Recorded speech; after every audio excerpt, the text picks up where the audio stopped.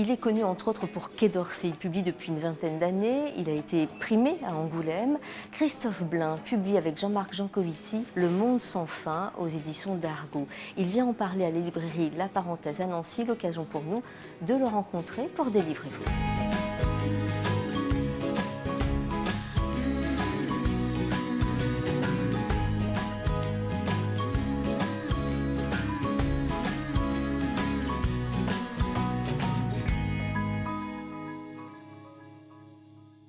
Bonjour Christophe Blain. Bonjour. Ravi de vous rencontrer ici dans cette librairie La Parenthèse à Nancy. C'est rare que vous vous déplaciez. Là, vous vous déplacez pour accompagner cette bande dessinée que vous avez faite avec Jean-Marc Jancovici, Le Monde sans fin. Est-ce que c'est quelque chose que vous aimez, aller rencontrer vos lecteurs, aller défendre, je ne sais pas si c'est le bon mot, mais défendre une bande dessinée, en parler, signer quelques livres? Oui, j'aime le faire de temps en temps. Et c'est toujours... Oui, je peux dire que c'est toujours agréable, parce que les gens sont adorables. Généralement, les gens qui m'invitent et les gens qui viennent pour que je signe, les personnes qui viennent pour que je signe des bouquins sont généralement très gentils avec moi. Et sont des gens qui vous aiment et qui vous Oui, suivent donc peut-être depuis longtemps. ça fait, même si le fait que j'ai un travail très dense ne me permet pas de le faire souvent, ça me fait du bien de temps en temps de le faire, parce que c'est vrai que c'est un contact qui est... C'est un peu magique, il y a quelque chose de... Ça régénère quand même de voir qu'il y a des gens... Les lecteurs sont abstraits, c'est des chiffres, on ne sait pas où ils sont. Des fois, vous les voyez en vrai, vous avez l'occasion de dire... Ils vous disent « Ah, ce que vous faites, c'est super, vous dessinez bien, je suis impressionné, moi je ne sais pas le faire. » Ça fait plaisir, parce que voilà, c'est un rapport simple et concret. Alors, pardon pour le jeu de mots, mais ça vous fait sortir aussi de votre bulle. On a l'image du dessinateur, de l'illustrateur, auteur, dans sa bulle, dans son bureau, en train de dessiner. Est-ce que vous êtes vraiment comme ça? Parce que, inversement, j'ai tout de même l'impression que vous êtes quelqu'un qui rencontre beaucoup les gens de par votre travail. Vous avez fait des choses très transversales. Vous avez travaillé avec des chanteurs, d'autres dessinateurs, d'autres auteurs. Et là, on va voir avec Jean-Marc Jancovici. Vous êtes un... Alors, tout dépend ce qu'on définit être dans sa bulle, parce qu'effectivement, si c'est être enfermé dans son atelier, et être très casanier et être à sa table à dessin, être dans sa bulle, ça peut aussi être dans son travail en fait, mais son travail ne consiste pas seulement à être devant sa table à dessin. J'aurais tendance même à vous dire que il y a beaucoup de périodes où les moments dont j'ai envie, c'est de pouvoir avoir la concentration suffisante et le temps suffisant de pouvoir rester à ma table à dessin. Mais de toute façon, il y a toujours une frustration d'un balancement d'un côté ou à un autre, parce qu'il m'arrive aussi, quand je suis sur une charrette sur plusieurs temps, depuis longtemps sur un album, je dis j'ai envie de sortir, j'ai envie de faire autre chose. Je sais que j'avais plutôt tendance à éprouver ce deuxième cas de figure il y a quelques années. Maintenant, je suis plus dans la situation où j'ai envie de rester concentré, parce que justement, il m'est arrivé d'avoir des projets qui m'ont obligé à bouger beaucoup, à sortir, j'ai envie de me concentrer sur d'autres. Et ça dépend aussi des thèmes.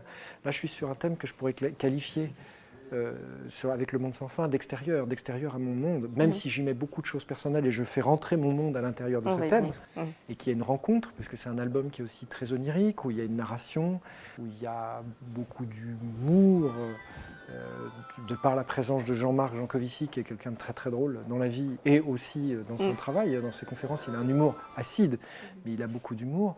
On a beaucoup rigolé tous les deux, on s'est pris la tête, mais pris la tête dans le sens... on a réfléchi, parce que d'un point de vue du contact humain, ça s'est toujours passé de manière extraordinaire, et c'est quelqu'un d'extraordinaire pour qui j'ai une énorme admiration. Je me suis tourné vers ailleurs que la fiction, en fait, où la fiction est quelque chose de forcément très introspectif. Néanmoins, dans la fiction, je vais aussi chercher beaucoup de choses à l'extérieur. Alors, soit à travers les livres et maintenant beaucoup les écrans, mais aussi en me déplaçant. Des fois, je vais enquêter ou éprouver des sensations. Où elles sont le retour de choses que j'ai éprouvées loin, dans des voyages, des expériences qui sont particulières et que j'ai mis dans mes histoires de fiction. Là, je fais un rapport vraiment au réel, un rapport direct au réel, qui n'est pas transcrit par la fiction, qui n'est pas réinterprété avec mes propres fantasmes. j'utilise mes propres fantasmes, mais je parle vraiment du réel dans ce qu'il a de presque plus âpre. Cela dit, le fait d'éprouver, ça m'intéresse parce que vous le faites très souvent dans beaucoup de situations ou pour beaucoup de travaux, le fait d'aller éprouver physiquement quelque chose pour le ressentir, pour être inquiet, pour se questionner du monde qui est autour de nous. Vous l'avez souvent fait, ça? Oui, alors généralement, alors reprenons l'exemple de ce livre. Ce qui est à l'origine de ce livre est un sentiment personnel spontané. Comme on l'a eu beaucoup. Qui m'a poussé vers ce livre. C'est-à-dire une anxiété, une angoisse, une incompréhension, une envie de savoir où on en est, de qu'est-ce qui se passe. Parce qu'une angoisse sourde pointait. Et j'avais besoin de mettre le doigt dessus beaucoup plus précisément et de me sentir actif par rapport à cette angoisse, c'est-à-dire d'aller à la source et d'aller vers la personne que j'estimais être la plus à même de m'en définir les contours de l'objet de ma peur ou de mon inquiétude. Le livre démarre, vous êtes en voiture, c'est l'été, vous partez vers la Bretagne, on est en 2018. Et vous entendez à la radio que la canicule, ou votre compagne vous dit que voilà, la canicule arrive. Et pour la première fois, vous prenez conscience de cette question de la canicule et de vous dire, mais on en a toujours parlé, mais j'ai l'impression que ça serait loin et là je me rends compte que ça se rapproche. Et si dans 20 ans on va avoir tant de degrés, combien on va avoir dans 10 ans, combien on va avoir dans 5 ans? Et l'inquiétude monte. Et c'est votre frère qui va vous dire, va rencontrer Jean-Marc Jancovici. Oui, ça s'est passé exactement comme ça. C'est-à-dire qu'en fait, les problèmes de changement climatique et liés à l'activité humaine, vus par le prisme de l'utilisation de l'énergie, c'est-à-dire l'utilisation des machines, c'est-à-dire ce qu'on fait tout le temps, ce qu'on est en train de faire. Nous sommes filmés par une caméra, nous parlons dans un micro, nous adressons à des gens que des gens peuvent nous voir que nous ne voyons pas, donc nous sommes en train d'utiliser un super pouvoir, une machine, une partie de notre exosquelette qu'on a choisi, que Jean-Marc a choisi, parce que c'est lui qui a trouvé cette image, de représenter sous la forme d'un héros populaire qui s'appelle Iron Man, qui est un super-héros qui a un exosquelette, une armure qui lui permet d'avoir des super-pouvoirs. Nous avons des super-pouvoirs. L'armure, nous ne la portons pas, mais cette caméra est une forme, ce micro sont une partie de notre armure. Le chauffage qui nous permet de ne pas nous cailler les miches, ici, est une partie de notre armure. Nos vêtements sont une partie de notre armure, beaucoup plus concrète, et ils ont été fabriqués par des machines, etc., etc., etc. C'est sans fin, à partir du moment où on se pose cette question, on a conscience. Donc, Jean-Marc, en utilisant ces images, qui sont percutantes. C'est-à-dire que c'est quelqu'un qui sait, pour expliquer des phénomènes complexes, des phénomènes globaux, utiliser des analogies imagées immédiatement fluides et percutantes et qu'on comprend. On peut comprendre un concept qui est complexe, il va en faire une image, il va en faire une métaphore et tout de suite on comprend.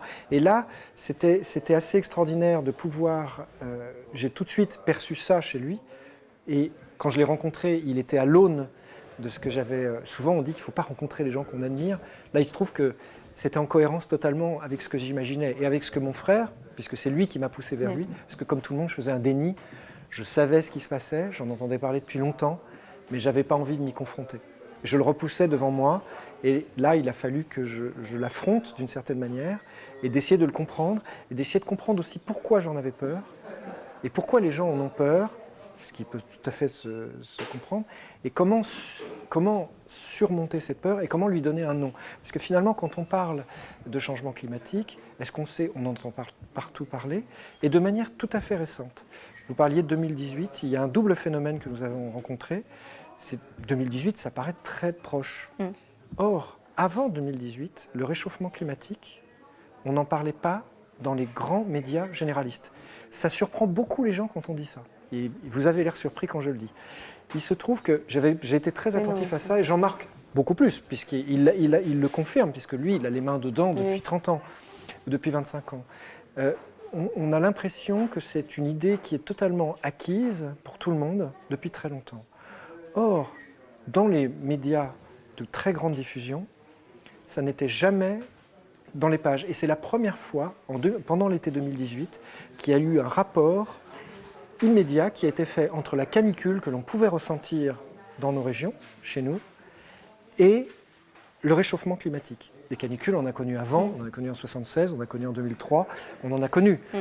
Quelqu'un qui a au moins 30 ans a traversé quelques canicules, voire même 20 ans. On sait ce que c'est qu'une canicule. Gamin, j'avais déjà connu des canicules. C'est la première fois c'était une manière de dire on est dedans. Ouais. Quand on dit c'est pour nos petits-enfants, c'est dans 30 ans, non, on est dedans. Et les effets, et même des effets à très grande échelle, nous arrivent dessus. On va les sentir. Tout ça, c'est expliqué. Cette bande dessinée a comme objectif de vulgariser la pensée de Jean-Marc Jancovici, d'expliquer ce que c'est que l'énergie depuis le début, d'expliquer aussi les différentes formes d'énergie, ce que l'homme fait pour l'exploiter, etc.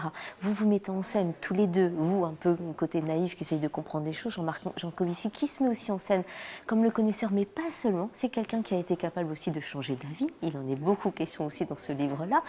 Il est question aussi bien sûr du nucléaire qui prend une grande partie dans ce livre, où là aussi Jean-Marc Jancovici a un tout petit peu fait évoluer sa pensée. Moi, ce que je vois à travers ce livre, c'est que finalement, vous avez essayé de répondre à toutes les questions qu'on pourrait se poser, nous, bêtement, aujourd'hui, avec nos inquiétudes. Avant d'avancer, de dire 2-3 points moi, qui m'ont frappé, peut-être quand même dire qui est Jean-Marc Jancovici. Ce que vous faites d'ailleurs dès le début, vous faites un portrait de lui avec... Et là aussi, on lit votre admiration pour cet homme qui sait tout faire, qui est militant, qui est sportif, qui est un homme qui travaille depuis assez longtemps sur la question de l'énergie, alors que ce n'était pas du tout ce qu'il allait faire au départ. Vous le résumeriez comment, vous, maintenant, cet homme? Jean-Marc est quelqu'un d'abord de supérieurement intelligent, d'extrêmement humain, et quelqu'un qui se pose beaucoup de questions sur les choses. Il ne les admet pas si facilement que ça. Il a besoin de les rendre crédibles. C'est ce qu'il explique, c'est qu'en fait, toutes les données... Alors, il est polytechnicien, il est très intelligent, donc polytechnicien, par définition, qui aborde plusieurs techniques, c'est un ingénieur, il est capable de comprendre des domaines qui ne sont pas les siens, sans les maîtriser complètement. Donc il est capable d'en avoir un aspect technique assez poussé, plus que la moyenne, pour essayer de comprendre. Mais il admet que ce ne sont pas forcément les siens. Mais il va pousser dans les retranchements les recherches qui ne sont pas dans son domaine et qu'il va devoir utiliser. Il va travailler avec d'autres personnes qui ont des compétences autres que la sienne et il va pousser tous ces gens dans un retranchement jusqu'à ce que les données qu'il va avoir se recoupent et lui semblent crédibles, sont tangibles et difficilement réfutables, ce qui est le cas. Généralement, il tire ses conclusions et il fait la synthèse de toutes ces informations. D'abord, il ne travaille pas seul, mais on le connaît, lui, parce que c'est un vulgarisateur en tant que personne, qui est un vulgarisateur de très grand talent. C'est-à-dire que ses conférences sont lui ne prétend pas à ça, mais naturellement, il le fait avec un tel brio que ça en devient presque c'est passionnant, c'est aussi passionnant qu'un film, c'est un vrai spectacle. C'est-à-dire qu'il nous emmène dans un raisonnement, il vous rend intelligent parce qu'il vous fait comprendre des choses qui semblent très complexes d'une manière avec une fluidité et quelque chose de facile. Il vous donne un maximum d'informations qui seraient totalement indigestes fait par quelqu'un d'autre. Et il remet les pendules à l'heure. Et il remet les pendules à l'heure. Et c'est quelqu'un de très humain et très généreux et en même temps très piquant. C'est-à-dire que il le fait avec un esprit, avec beaucoup d'ironie. Alors il y a des gens que ça heurte un peu parce qu'ils se sentent vexés, mais ils se moquent de moi. Non, parce que cet état d'ironie et de moquerie, il l'a aussi vis-à-vis de lui. C'est quelqu'un qui a un humour et un sens de l'autodérision dont on utilise beaucoup dans le livre. C'est-à-dire que je le mets en tant aussi que personnage et où parfois il en devient un personnage qui fait rire aussi. Et il adorait ça. Il a dit « N'hésite pas, vas-y, fiche-toi de moi, mets-moi en scène de manière ridicule. Il faut que ce livre soit ludique, il faut qu'on puisse faire rire et qu'on fasse passer les informations de manière humaine. C'est-à-dire qu'elles sont accessibles à tout le monde, même si elles sont complexes, même si elles sont étranges, même parfois paradoxales, on n'a pas l'habitude de les entendre. On les comprend tout à fait et elles nous poussent à avoir un regard sur le monde et les informations qu'on nous donne très différents. C'est fou parce qu'on rit beaucoup. Effectivement, vous êtes très drôle. Vous êtes très drôle. Jean-Marc est très drôle aussi. J'utilise aussi beaucoup la drôlerie de Jean-Marc. Sur des choses très graves. Oui. Sur des questions très graves. Et des questions fondamentales de l'humanité et de son devenir. Donc on rentre dans un moment de notre histoire, dans l'histoire de l'humanité, qui est crucial et on est face à des défis qui sont inimaginables depuis le début de l'histoire de l'humanité. Avec une question centrale, c'est la question de la réduction des centrales nucléaires, quand même. C'est un des points centraux de ce livre-là. En tout cas, vers la fin, on arrive à ça. Pourquoi est-ce que les pouvoirs publics veulent réduire le nucléaire? Lui dit finalement, il y a beaucoup de choses plus dangereuses que le nucléaire. Vaut mieux que tu ailles faire visiter une centrale nucléaire à ton enfant que le laisser au bord d'une piscine. Oui. Voilà, les choses, mais ça, c'est provocateur, je le sais. Hein. Oui. Mais c'est une autre réflexion et ça va un peu aussi là à contre-courant de plein de discours qu'on entend autour du nucléaire. Il faut savoir que les choses changent beaucoup maintenant. C'est-à-dire qu'effectivement, ce discours traditionnel, qui est en fait anti-nucléaire, vient, si j'ai un peu de temps pour l'expliquer, il vient du tout début des années 70, donc quand elles sont apparues, et qui sont concomitantes du moment où les consciences écologiques et régionalistes aussi à l'époque étaient en plein essor et ont éclos. Et il se trouve que c'est quelque chose qui est arrivé, qui était une espèce de brutalité industrielle, et même visuellement. Hein, une centrale, surtout une centrale de rivière, c'est très spectaculaire, avec les tours de refroidissement. On ne savait pas ce que c'était. C'était très opaque, parce que c'était une décision, ça demande une planification étatique très forte, et ça n'a pas... c'était entouré d'un secret et ça a été imposé de cette manière-là, et à l'époque il n'était pas dans un but écologique. Et donc la réaction que ça a provoquée, avec le danger, le manque d'explication, la représentation, il y a eu un rejet écologique, d'ailleurs dans lequel était Jean-Marc aussi. Tout le monde avait peur des centrales et du nucléaire. Il se trouve que c'est devenu une tradition et ça a été ancré. Dire que les centrales nucléaires pouvaient même être quelque chose d'intéressant, ça revenait à lécher les bottes de l'État. Vous voyez ce que je veux dire? C'est-à-dire que quand on reconsidère les choses avec le regard qu'on a maintenant, mais qui n'était pas si éloigné de celui de l'époque, puisque c'était l'indépendance énergétique, et on était au cœur de ce qu'on raconte, c'est-à-dire juste avant les crises pétrolières, qui sont un événement majeur dans nos sociétés et qui montrent qu'on ne peut pas avoir une progression croissante en permanence, que forcément elle a des moments...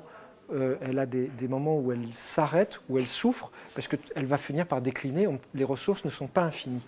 C'est une idée simple, mais dans le fond, c'est là que se rencontre qui est un point fondamental. Les centrales sont arrivées à ce moment-là. Et la considération différente qu'on peut avoir du nucléaire, surtout quand on en a une expérience, c'est de le reconsidérer différemment et de le comparer au rôle des autres producteurs d'énergie et de comprendre d'une manière totalement pragmatique quels sont ses avantages et quels sont ses inconvénients. Et quand on les pèse, ils tombent le plus souvent en faveur du nucléaire, y compris au niveau des déchets. Quand on explique, par exemple, les gens immédiatement opposent, disent « Oui, admettons, ça émet pas de CO2, ça marche très bien, c'est ce qui s'est passé à Fukushima ou Tchernobyl sont des exemples qui ne peuvent pas se reproduire ou qui ne pourraient pas se produire ici. Mais les déchets, et on explique que les déchets, oui, il y a des déchets, mais par rapport à tous les autres déchets industriels et même des déchets dangereux, ils sont des millions de fois plus petits. C'est des déchets de très petite échelle. Ils tiennent dans une piscine olympique. Les déchets nucléaires français durent depuis 50 ans. Ça remet les choses en perspective. C'est une des parties. Il y a beaucoup de questions, des questions très, très précises, des réponses aussi très précises. Comme si on avait un cours. Moi, je vous écoute là et je me dis, comme si j'avais un cours aussi particulier grâce à ce livre-là, où vous êtes passeur, vous êtes vulgarisateur avec de la pensée de Jean-Marc Jancovici pour nous permettre de comprendre. Et quand je vous écoute, il y a une connaissance maintenant chez vous qui est assez importante. Oui, Jean-Marc se moque souvent de moi. Il dit « Ouais, mais maintenant, t'en sais plus sur le nucléaire que... » Non, oui. C'est-à-dire que c'est comme ça aussi qu'on a travaillé. C'est-à-dire que je suis parti sur un cours mère de Jean-Marc, qui est un cours public, qui est l'accès du cours des mines sur l'énergie, qui est compréhensible par tout le monde, alors qu'il est destiné à des élèves des mines. Les cours suivants sont beaucoup plus complexes. Je me suis appuyé là-dessus. Je faisais un storyboard et chaque semaine ou tous les 15 jours, Jean-Marc, on remaniait le storyboard ensemble, on voyait ce que j'avais compris, ce qu'il voulait préciser, etc. Et après, il m'a fait des cours. C'est-à-dire que sur les choses qui étaient beaucoup plus pointues, où il y avait besoin d'une synthèse qui demandait un travail beaucoup plus complexe, il me les a fait directement. Donc j'ai eu des cours particuliers de Jean-Marc Jancovici que j'ai transcrit en BD et qu'on a corrigé ensemble. Donc oui, c'était une expérience tout à fait particulière. Et l'idée de transmettre dans ce livre est fondamentale. Parce que et c'est quelque chose que j'ai rencontré, c'est une expérience personnelle, intime, mais que j'ai rencontré aussi chez beaucoup d'autres gens, et que je l'ai expérimenté en tant que transmetteur, en disant « va voir ce qu'il dit », ou d'avoir envie d'expliquer ce qu'il dit à d'autres gens et de voir comment d'autres réagissaient, c'est qu'à un moment, on n'arrive pas à le faire aussi bien que lui. Et que écouter une de ses conférences, c'est passionnant, on a l'impression d'avoir tout compris, mais on veut transmettre ce qu'on a compris. Évidemment, on est très rapidement démuni parce qu'on ne peut pas être aussi brillant et aussi précis qu'il l'est. Lui, il maîtrise complètement ses démonstrations, il est capable de les réduire, de les étaler, etc. Et le fait de faire ce livre était une manière de matérialiser cette transmission. C'est-à-dire que c'est quelque chose qu'on peut transmettre matériellement, c'est un livre. Et on peut s'y référer, on peut le digérer à la vitesse que l'on souhaite, on peut y revenir, on peut en discuter. Et j'avais dit à Jean-Marc, ce livre deviendra, cette bande dessinée, deviendra ton manifeste. Alors au début, il disait oui, oui, oui. Et maintenant, il le revendique. Et il dit oui, effectivement, on est tous les deux, on est très heureux tous les deux, Jean-Marc et moi, parce que le rapport avec le public, pour une fois, est en connexion quasi totale. Je vous donne un exemple. Les gens aiment parfois mes bandes dessinées. Ils viennent vers moi en dédicace. Ils disent j'aime beaucoup ce que vous faites. Alors je suis très content, j'en fais un dessin. Je suis ravi. Mais des fois, c'est pour des raisons que moi-même, je n'ai pas identifiées, qui leur appartiennent et qui ne sont pas les mêmes que les miennes. Là, il se trouve que tous les gens qu'on rencontre, qui nous font des retours ou qui en parlent publiquement, sont exactement sur notre ligne. Ouais. C'est-à-dire que ce qu'on a voulu dire a été compris pour ce qu'on a voulu dire. Là, il y a un acte militant, il y a une action. Alors justement, l'acte militant et politique aussi, c'est pas la première fois que dans vos bandes dessinées, il y a un peu des questions sur le monde politique, etc. Je pense à Quai d'Orsay, entre autres choses. Qu'est-ce qui vous attire dans tout ça? C'est l'expérience humaine. Il y a l'expérience humaine de Jean-Marc, dont on parle un peu. L'expérience humaine qu'on a face à ces données, à ce qu'on apprend. Il y a une façon de réagir. On en parle d'ailleurs dans le livre. Qu'est-ce que ça provoque? Qu'est-ce que ça provoque de négatif, de positif, de passages dont on a besoin de passer par un certain nombre de passages qui ne sont pas forcément toujours agréables, comme dans toute initiation, et qui ensuite amènent sur autre chose, qui permettent aussi d'être libérateurs. Le fait d'avoir beaucoup d'informations, de pouvoir les recouper, de savoir enfin de quoi on parle, même si ça fait peur, d'avoir un éveil nouveau à d'autres informations qu'on peut recevoir, à d'autres choses qu'on peut savoir ou qu'on dit, et aussi à un aspect extrêmement libérateur. Et pour être libéré, pour apprendre des choses, il faut être aussi déstabilisé à certains moments. Cette déstabilisation, on en parle. Et moi, de toute façon, tous les livres que j'écris ne peuvent pas être des démonstrations froides où vraiment je suis focalisé sur une idée que je veux dire. Il faut que ça passe par quelque chose d'humain, y compris l'humour, y compris la narration. Je ne peux pas me passer de la fiction. Ce livre n'est pas un cours magistral. Il y a des moments où il y a une narration, il y a des personnages, on a créé des personnages qui symbolisent des choses. Mais vous y mettez tout votre savoir-faire. Depuis 20 ans, un peu plus de 20 ans, vous faites de la bande dessinée sur plein de thématiques et de thèmes différents. J'ai l'impression que là, il y a quelque chose qui réunit un peu tout ce qui vous a motivé. J'étais obligé. Ouais. J'étais obligé parce que, justement, il fallait rester ludique à tout instant, alors que des fois, on donne des notions chiffrées, on parle de mégatonnes, on parle de degrés, centigrades, ça a quelque chose d'un peu scientifique, on parle de neutrons, etc. Mais il fallait qu'à tout instant, ce soit fluide et, comme dit Jean-Marc, on a essayé de faire le livre qu'on voulait avoir dans notre bibliothèque, avec lequel on pouvait se référer. J'ai 2-3 petites questions, mais très courtes, parce qu'on tire à la fin de cette rencontre. Mais vous avez raison, c'est agréable de vous entendre. J'ai lu, mais vous savez, c'est les erreurs de Google, etc. Vos parents étaient instituteurs, je ne me trompe pas. Non. Je me dis aussi qu'il y a quelque chose de l'ordre aussi de ce que font les instituts aussi avec les élèves, d'apprendre. Est-ce que c'est quelque chose... Est-ce que vous avez pensé à eux en faisant ce travail-là ou pas du tout, et c'est moi qui extrapole un peu? Alors, pour le coup, oui, c'est tout à fait possible. J'ai vu effectivement des gens qui étaient en plus vraiment passionnés par leur métier.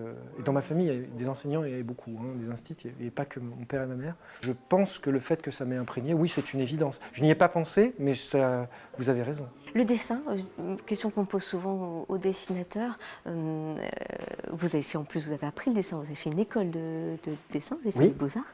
Le dessin, très souvent, les dessinateurs disent c'est parce qu'en fait, je pouvais m'exprimer par le dessin. Oui. C'était plus simple pour moi. Pour vous aussi, c'est ça? bon, d'une part, j'ai toujours dessiné. Il paraît que je disais souvent que dans le dessin, je pouvais même faire tout ce que je voulais, ce qui n'est pas le cas dans la vie. Et oui, il y a quelque chose évidemment quelque chose de cet ordre-là où ça me permet de m'extraire de la réalité et de créer un monde à part dans lequel je suis totalement investi. Et pour venir à ce livre, en fait, il y a une certaine déchirement puisque là, pour le coup, on parle d'une réalité on ne peut pas se confronter à une réalité plus nette et plus dure que celle-là. Et en même temps, je le fais en gardant un maximum d'imagination et d'onirisme. Et c'est ça qui est génial. J'espère que ça marche en tout cas. Beaucoup de dessinateurs aussi, petit à petit, au fil des années, mettent de plus en plus de mots et de plus en plus de textes et vont vers la littérature et le texte. Est-ce que c'est votre cas aussi? Est-ce que les mots sont en train aussi de prendre non, leur de toute façon, moi j'écris beaucoup. Mes bandes dessinées sont assez denses en texte et en images. J'ai fait une bande dessinée, enfin c'était pas vraiment une bande dessinée, c'était un livre-disque qui était un conte. C'est vrai. Dans lequel le centre qui est devenu même un opéra rock, qui était même assez, qui est un livre-disque, un disque très complexe. Avec Barbara Carlotti. Avec Barbara Carlotti. Et ce qui était à l'origine de ça, c'était un texte. Et c'est un texte où il n'y avait pas de dessin. J'ai vraiment écrit un texte qui correspond à une nouvelle, c'est-à-dire que j'ai écrit une quarantaine de pages, ce qui pour moi est un texte très long. Hein. Et ça m'a demandé énormément de travail.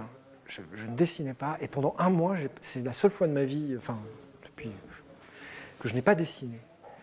Parce que j'étais tellement absorbé par ce texte et je voulais m'exprimer par les mots. Je me suis posé la question, j'ai relu des tas de choses. Je me suis demandé comment j'allais faire. Parce que depuis longtemps, je n'avais jamais écrit, ou même j'avais jamais écrit un texte aussi long sans dessiner. Et j'étais très déstabilisé d'avoir fait ça. C'est-à-dire qu'au bout d'un mois, je me suis rendu compte... ça m'avait tellement absorbé, j'étais arrivé à quelque chose qui avait été corrigé, recorrigé. J'ai voulu prendre un crayon pour dessiner quelque chose, j'ai l'impression de ne plus savoir dessiner. Comme je suis très sportif aussi, comme si j'avais arrêté de pratiquer pendant 3-4 mois et puis j'arrive plus à faire la même chose. Et ça m'a frappé immédiatement. Je suis rentré chez moi, j'ai dessiné tout le monde autour de moi en faisant des études documentaires pour me dire, pour reprendre pour refaire le muscle du dessin. Et j'ai besoin, pour m'exprimer, du dessin, du texte et de l'histoire. Mais je me pose la question de la peinture aussi. Donc j'essaye d'explorer sur tous les bouts, mais dans le fond, là où je me sens le mieux, c'est quand je peux utiliser à la fois des mots et un dessin. Vous êtes au milieu de tout, les mots, le dessin, l'imaginaire, le réel, il faut que ancrer les pieds dans le... Voilà. Exactement. C'est quelqu'un qui est au milieu de tout. Toute dernière question, c'est parti d'une angoisse, cette rencontre avec Jean-Marc Jancovici, il y a tout ce travail, cette connaissance. Généralement, plus on sait de choses, plus on est angoissé. Est-ce que c'est encore le cas? Eh bien, disons que je vis avec mon angoisse. Mais c'est vrai que ça la transforme. De toute façon, à partir d'un moment, même si vous ne le décidez pas, vous ne prenez pas de décision brutale, définitive, grandiloquente du jour au lendemain ou qui pourrait vous rassurer parce que vous savez qu'une fois que vous avez choisi cette voie, c'est fait, d'une certaine manière c'est très rassurant, ou ça vous protège ou je ne sais quoi. En fait, même si on ne fait pas ça, on est modifié. Donc je sais que je suis profondément modifié, que j'ai une façon différente de voir la vie, même sur des choses que je ne pourrais pas expliquer maintenant. Il va falloir des années avant de pouvoir le dire. Il y a quelques décisions que je peux prendre comme ça, concrètes, mais dans le fond, je sais que je suis plus le même. En tout cas, ce livre, ce très gros et beau livre, Le Monde sans fin, apparu chez Dargaud. Merci beaucoup. Merci.